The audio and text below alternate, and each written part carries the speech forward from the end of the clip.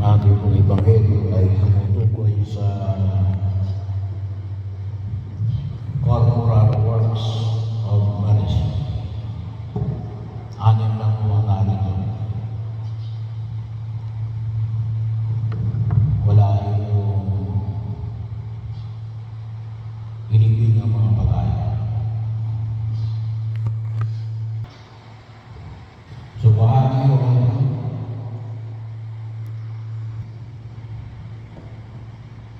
ito ay bahagi mo na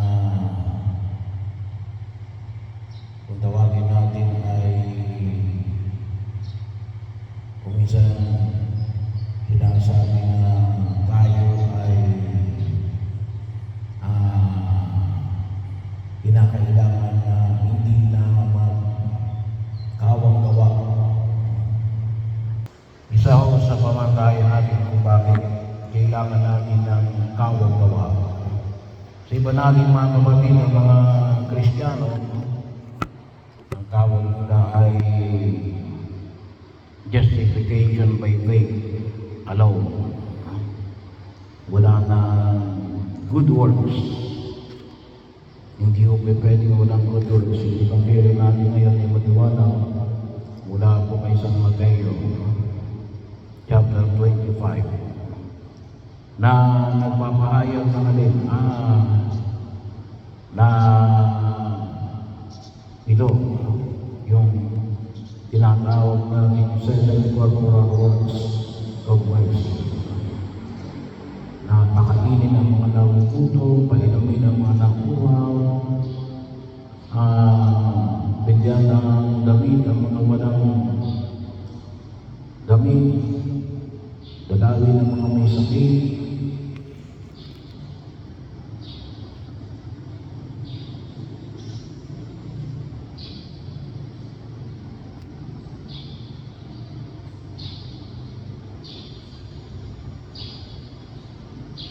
at ang mga nasa bilangguan, at sabi nga yung ilibing ng mga patay ay bahagi yun. So ibig sabihin pagtulong sa kapwa, kawan-kawan. At maliwanag natin na pag hindi mo ginawa ito, hindi ka makakabibilang sa mga pinaghaharian ng Diyos. Bahagi yun. Kaya nga siguro pinakailangan natin na bigyan din ng pagpapahalaga yung mga bagay na ito. Ang pagkakataon din o, tapos ngayon ay kung tawagin natin ay paanyaya at mayroon pong ipinalabas ang CBCP. Ganon din po yung ating obispo tungkol sa sulat pastoral para sa pagkapaalala natin sa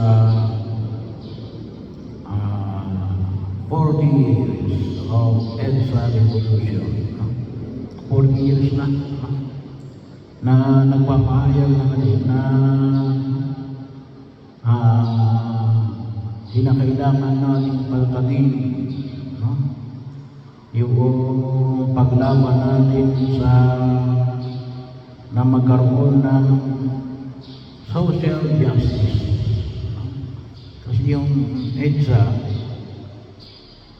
yung pagdiriwang ng EDSA Revolution ay isang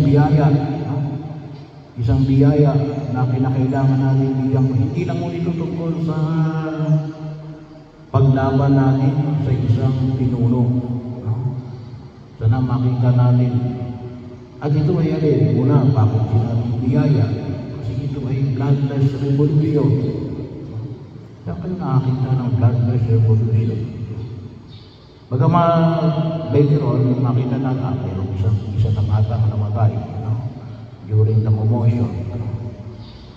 Pero ibig sabihin, this is a bloodless revolution. Unang bloodless revolution na nangyari ever na makita natin. Kaya ang tawag ay revolution. Pero ito ay bloodless revolution. Kaya isang biyaya na mismo yun na sana makita natin para saan. Para nga sabi na natin, para makita natin yung din na pagkilala saan sa panlipunang katarungan. No? Panlipunang katarungan. Kaya nga sabi nga natin, no, ay tungkulin natin bilang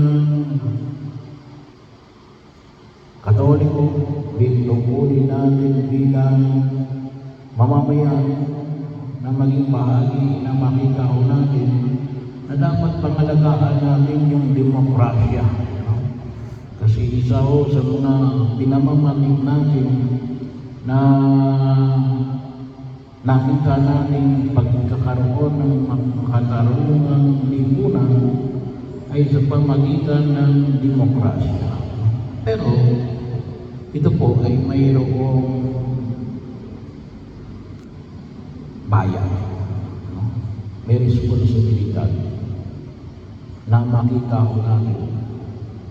Sabi nga natin, iba't ibang klase ng gobyerno, no? Na pwede natin gamitin. Pwedeng komunista, no? Pwedeng parliamentary, no? Bahagi ho, no? Pwede rin naman dictatorial, no? Bahagi ho na kung saan yung makita ho natin. Pero sabihin natin, no? Whatever form na makita natin, pero na nakita natin na mas makatutuhanan at makahulugan na ito yung pamamaraan para sana ay matutukan natin at pangalagaan ang panglipunang katarungan, ano, na makita ko natin para maiwasan natin anumang uri ng korupsyon sa lipunang ginagalawa natin. Kaya medyo malaki po yung hamon kasi katulad ng halimbawa, ano, kasi kung minsan nawawala yung democratic system kasi nga, ano, ay gawa ng kung tawagin natin lahat ay magkakamag-anak na, ano, magkakaibigan na, ano. Meron na kung minsan kunaypan, na wala na roon sa tamang katinuan. Kasi sabi na natin, ano, nagkaroon na ng isang bagamat hindi magandang pakinggan, ano, ay organized crime. No? Organized crime within the system. No? Kaya bahagi o na kung saan ay makita ko natin na pangalagaan natin. Medyo mabigato rin o yung sabi ni Cardinal David. Anong sabi niya? Kaya dumadami yung kriminal, kasi napapabayaan natin ang mga kapatid natin na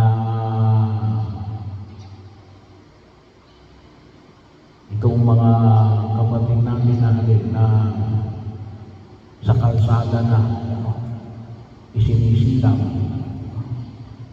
ay bahagi ho sila yung nawawalan ng karapatan na magkaroon ng maayos na pamumuhay bilang bahagi mismo ng sistema. Kaya po kung minsan nakakalungkot, no? Kasi kuntusin yung present government natin dapat, ano, ay tumutulong na sa mga kung tawagin natin ay walang-wala. Kaya lamang ay parang tinutulungan ay alin, kung alin yung sinong mayroon pa. Yun ang mas lalong yumayaman.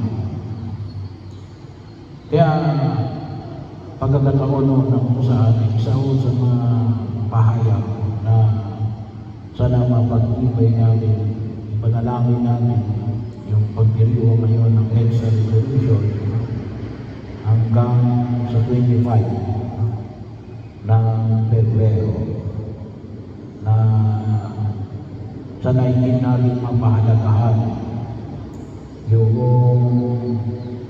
pamamaraan ng buhay na tumutukoy sa biyaya ng pagtulong sa pag-angat ng panglipunang katarungan. Kasi kung mapapansin natin itong 7 Cultural Works of West, ay bahagi rin ito ng panlipunang katarungan na makita natin na yung mga walang-wala ay matulungan natin pagkakataon na kung saan ay maging bahagi ng ating pagkilos. Hindi lamang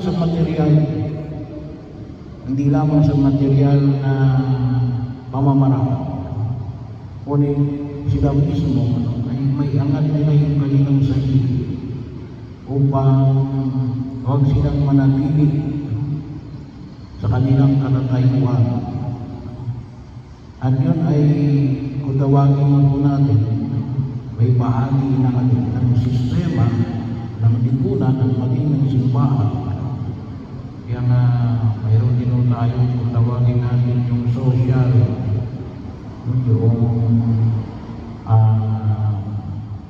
tawagin natin ay yung Caritas ng simbahan o maging bahagi rin sa individual na katatayuan natin na sila ay